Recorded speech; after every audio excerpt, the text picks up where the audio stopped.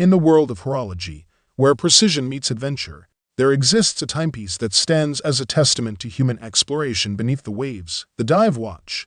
These remarkable instruments are not just about telling time. They are the unsung heroes of the deep, companion to intrepid divers who dare to plunge into the mysterious abyss. Join us as we explore the rugged beauty, precision, and underwater prowess that define these exceptional dive watches. Let's dive right in. More often than not, if you ask a watch collector what the catalyst for their watch obsession was, it was an entry-level Seiko diver. I won't rehash what has been reported countless times before, but most agree that the charm and value for money can't be understated. The model that drew me in was the so-called Monster series. Seiko's divers were so unconventional as to feel special despite their low price. You didn't feel like you were buying them because they were a cheaper lookalike of the watch you really wanted but couldn't afford. The Monster, with its offset crown and chunky stainless steel bezel, epitomized that. Although it loses all of the funky charm of a Monster, the SBDC101 really does pop in the metal. It is the Seiko that has grown up as I have since I started this hobby 10+ years ago. Even though it looks much more like the dictionary definition of a dive watch, Seiko employs a number of unique, albeit more subtle design touches to give the new 62 MAS its own identity. The case and bracelet feature a mix of brushed and polished finishes, which are accentuated by the Dia Shield Super Hard coating. It gives a slightly extra bit of gloss to the look, plus helps to resist against fine scratches from daily use. Seiko's divers tend to be on the chunky side, but for the 62 MAS, Seiko kept the case diameter to a restrained 40.5 mm. The size is slightly larger than the original, but is right in the sweet spot for this more grown-up and modern diver. In addition to being more comfortable, it makes the watch more versatile. It's a watch that you could wear to a business meeting on the bracelet, and then throw on a rubber strap and take it to the gym. In addition to the beautiful dial mentioned earlier, the SBDC101, unlike many Seiko divers, features very traditional hands. This was a common modification on previous 62 MAS reissue watches, and it looks like Seiko got the message. They'd even went one better and applied a half-brushed, half-polished finish to the hands, ensuring that they are easy to see against the dial in any ambient lighting. In conclusion, the Seiko Prospex SPB143 is a well-rounded and dependable dive watch that successfully blends classic design elements with modern features and robust construction. The 2019 reissue is called the Sub200, which, as is often the case with Doxa nomenclature, tells you it has a water resistance rating of 200 meters. It measures 42 mm across, but its lug-to-lug of only 46 mm means it wears a lot smaller. The thickness of 13.8 mm is really not as bad as it sounds. Much of it is down to the box-type sapphire crystal and the protruding case back, which nestles into the wrist. I would say this wears like a rather elegant 40mm diver. This is one of those watches that is quite poorly represented by its cold numbers. My Sub200 is powered by an ETA 2824-2 automatic movement, although it is no longer specifically mentioned on the website. I assume Doxa has now switched to a drop-in equivalent like a Certina SW200-1. The specs list as Swiss 4 caliber with a 38-hour power reserve. We have a date at 3 o'clock, executed in white to match the white loom of the indices. The Sub200 is fitted with a sapphire bezel inlay with markings matched to the dial color. It is indeed loomed, but extremely faintly. You can have your pick from 7 colors for the dial, which is executed in a nicely textured matte finish. Mine is very obviously yellow, which Doxa refers to as Divingstar. The watch comes on either a very supple beads of rice bracelet or a color-matching F-cam rubber strap.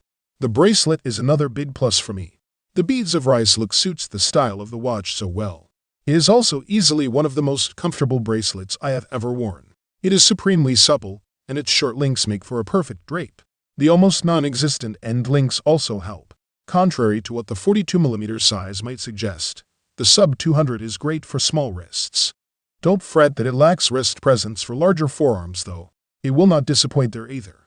I would go so far as to say that this is probably a perfectly sized modern dive watch for 95% of the watch-buying population. In conclusion, the Doxa Sub200 is a beloved and iconic dive watch that pays homage to the brand's heritage while offering modern features and reliability. Whether you're a seasoned diver or someone who appreciates a bold and distinctive timepiece, the Sub200 offers a unique combination of design, functionality, and craftsmanship. Baltic watches always feel more like a hat tip to a given era and style rather than homage. In this case, the era is the 1960s and the style is the supercompressor. What's a supercompressor? Well, it's a reference to a patented case sealing method developed in the 60s. It's since been colloquially defined by a watch with two crowns, one to wind and the other to operate the internal bezel. At 39mm, the case hits the sweet spot in sizing with a 47mm lug-to-lug measurement and 12mm thickness, including the crystal. The duo of crowns flank the right side of the watch, each stylized with a vintage-influence waffle pattern. The sapphire crystal is decidedly flatter compared to the original Aquascaphe's highly domed crystal. This helps provide the dark dials with a less reflective look and vastly improves the dial's legibility compared to the original outer bezel, which, for all its praise, falls short in that department.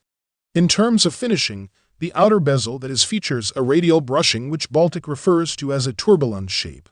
Additionally, the bezel surface is polished along its edges. Its flat construction provides a sturdier look, and the radial brushing is an intriguing touch I've not seen before on a watch. The supercompressor-style dial is encircled by a rotating inner 60-minute diving bezel curved along its edge. The dial features highly legible hands and hour markers, each filled with lume. The markers are much larger than prior iterations. This is basically Baltic's version of the Rolex Maxi dial. The Baltic Aquascaphe Dual Crown is the latest riff on the Aquascaphe design, a watch that itself took design cues from a vintage Waltham-branded blank-pane bathyscaphe owned by Baltic founder Etienne Milek. It's a remix of a remix.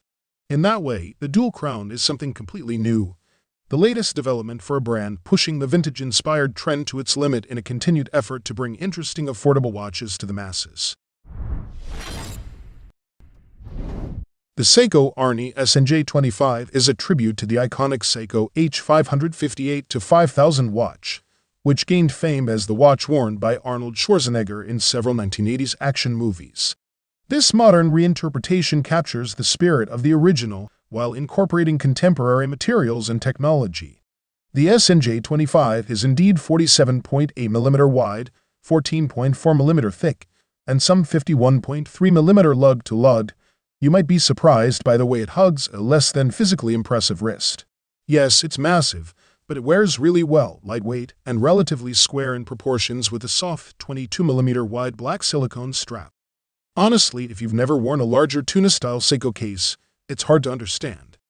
But while the SNJ25 looks huge, it's not at all hard to wear, though it does help if you're the type who frequently eschews sleeves.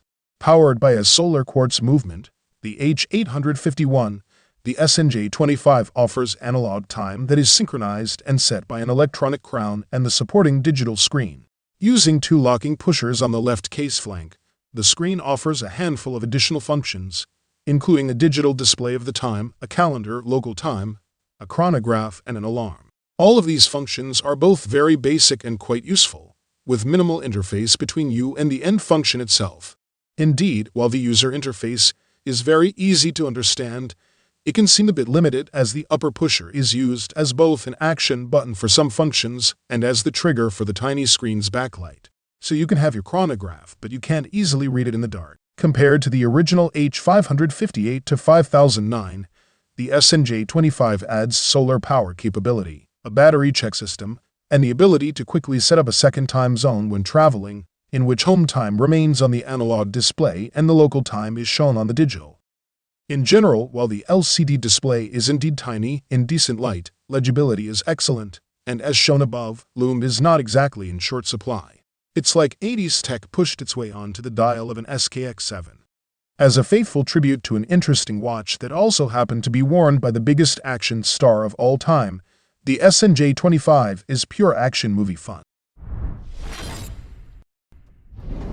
The Certina DS Super PH500M is a robust and capable dive watch known for its exceptional water resistance, reliability, and classic design. Certina, a Swiss watch manufacturer, has a long history of producing high-quality timepieces, and the DS Super PH500M is no exception. Right off the bat, what grabs the attention on the Certina DS Super PH500M is its bright orange colorway that is a refreshing departure from the sea of black and blue dive watches out there. On the layout front, Certina has chosen to stick to the same formulae that made the PH200M a success.